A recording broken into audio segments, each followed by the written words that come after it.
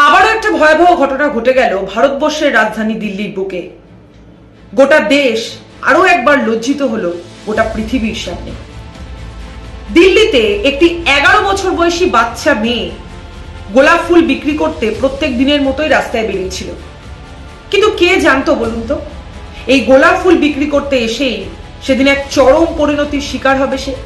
প্রত্যেক দিনের মতোই সেই মেয়েটি রাস্তায় ওই ই রিক্সা চালক দুর্গেশের কাছে আসে গোলাপ ফুল বিক্রির আশায়, এবং তাকে ওই ই রিক্সা চালক 40 বছর বয়সী দুর্গেশ সমস্ত গোলাপ ফুল বিক্রি করে দেবে এই লোভ দেখিয়ে রিক্সায় তোলে, এবং তাকে রিক্সায় তোলার পর তাকে একটি জনশূন্যবিহীন জায়গায় নিয়ে গিয়ে তাকে একটি জঙ্গলের মধ্যে নিয়ে গিয়ে তাকে ধর্ষণ করে, এবং ধর্ষণ করার পর ওই বাচ্চা নিরীহ নিরপরাধ মেয়েটিকে রক্তাক্ত অচেতন অবস্থায় ওই জঙ্গলের মাঝে ফেলে রেখে চলে আসে।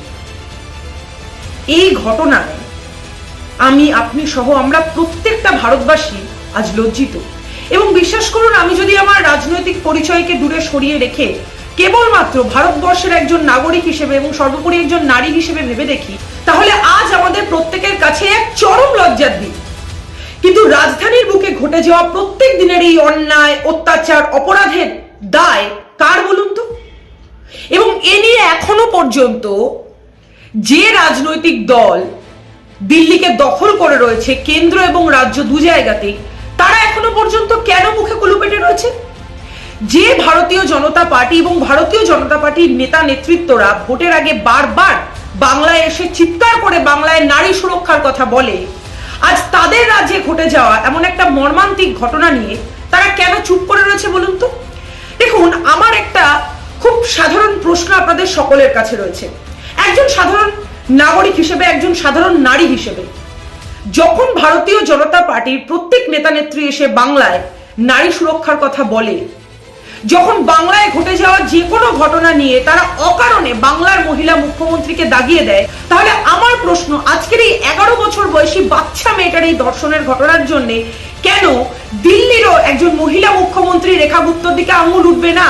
কেন তাকে প্রশ্ন করা হবে না? কেন তার পদত্যাগের দাবি চাওয়া হবে না? কিংবা কেন ন্যূনতম দিল্লির বুকে ঘটে যাওয়া প্রত্যেক দিনের এই অন্যায়, অবিচার, অত্যাচারগুলো প্রকাশ্য দিবালোকে ঘটে যাওয়ার পরেও কেন মুখ্যমন্ত্রীকে প্রশ্ন করা হবে না?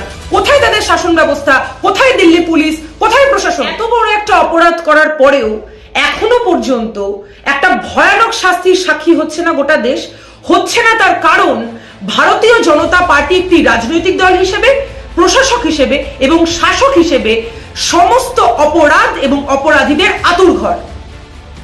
খুন, জখম, ধর্ষণ, নারী পাচার, শিশু পাচার থেকে শুরু করে সমস্ত অপরাধ এবং অপরাধীদেরকে প্রশ্রয় দিয়ে এসেছে এই রাজনৈতিক দলটা। বিজেপির একাংশ বড় বড় নেতা নেতৃত্ব থেকে শুরু করে প্রত্যেকটা ঘটনায় আপনারা দেখেছেন যে বিজেপি দলটা কেবলমাত্র অপরাধীদের পাশে দাঁড়ায়। তারা ধর্ষকদেরকে মাটি থেকে তুলে নিয়ে এসে বিজেপিতে গলায় মালা পরিয়ে, উত্তরীয় পরিয়ে বরণ করে স্থান দেয়।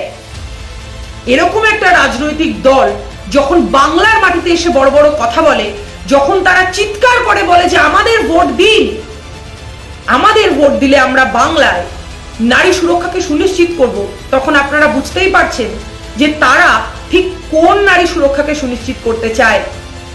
দিল্লির এই ঘটনা আপনাদের চোখে আরো একবার আঙুল দিয়ে দেখিয়ে দিল। তাই এবার প্রশ্ন তুলুন, উত্তর চান। একজন ভারতবাসী হিসেবে এ আমাদের কাছে লজ্জার, এবং এখনো পর্যন্ত বিজেপি নেতা নেত্রীদের এই যে মৌনব্রত পালন পর্ব, এটা আরো বেশি লজ্জার। তাই যখন ভারতবর্ষের প্রধানমন্ত্রী নরেন্দ্র মোদী, স্বরাষ্ট্রমন্ত্রী অমিত শাহ বারবার ভোটের আগে বাংলায় এসে ভোট চান, তখন আমি মনে করি যে ভোট চাওয়ার কথাটা উচ্চারণ করানোর কোন রকম নৈতিক অধিকার আপনাদের নেই। কারণ যারা নিজেদের শাসনাধীন রাজ্যের, নিজেদের রাজ্যের নারীদেরকে নারী সুরক্ষা দিতে পারে না, তারা কি করে বাংলার মা বোনেদের নারী সুরক্ষা দেওয়ার কথা বলে বলুন তো? এরকম একটা ব্যর্থ রাজনৈতিক দলের প্রয়োজন কেবলমাত্র বাংলার মাটিতেই নেই তা নয়, আপনাদের প্রয়োজন, গুরুত্ব গোটা দেশের মাটিতে হারিয়েছে। এবং প্রত্যেক দিন সাধারণ মানুষের সঙ্গে ঘটে চলা এই প্রত্যেকটা অন্যায়, অপরাধের হিসেব মানুষ অবশ্যই আপনাদের থেকে নেবে। তার জন্য আপনারা তৈরি থাকুন। কিন্তু শুধুমাত্র সাধারণ মানুষের কাছে আমার অনুরোধ, যখন ভারতীয় জনতা পার্টির নেতা নেত্রীরা এসে বাংলায় চিৎকার করে মঞ্চে দাঁড়িয়ে বলে যে আমরা আপনাদেরকে নারী সুরক্ষা দেব, তখন একবার সেই সমস্ত নেতা নেত্রীদের উদ্দেশ্যে আপনারা একটা প্রশ্ন করবেন যে এই এতগুলো বছরে আপনাদের ডবল ইঞ্জিন রাজ্যগুলোর যে নারীরা রয়েছে, যে মা বোনেরা রয়েছে, আপনারা তাদের সুরক্ষা দিতে পেরেছেন কি? ভারতবর্ষের রাজধানীর বুকে লালকেল্লার সামনে হয়ে যাওয়া একটা বৃহত্তর বিস্ফোরণ, যাতে অসংখ্য মানুষ ক্ষতিগ্রস্ত হয়েছে, মানুষের প্রাণ গিয়েছে, এরকম ঘটনাকে আপনারা রুখতে পেরেছেন কি?